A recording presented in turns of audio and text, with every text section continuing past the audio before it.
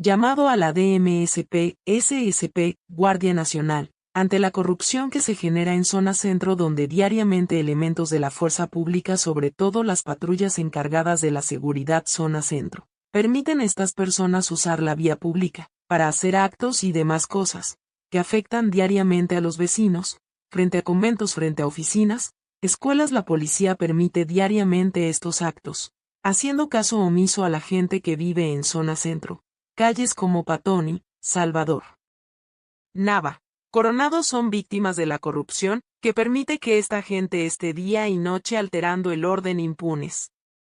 Durango bajo inseguridad, Esteban Villegas ausente. Patrullas 2461, 2462,63, 2464, 2491 son las encargadas de la seguridad de zona centro. Llevamos años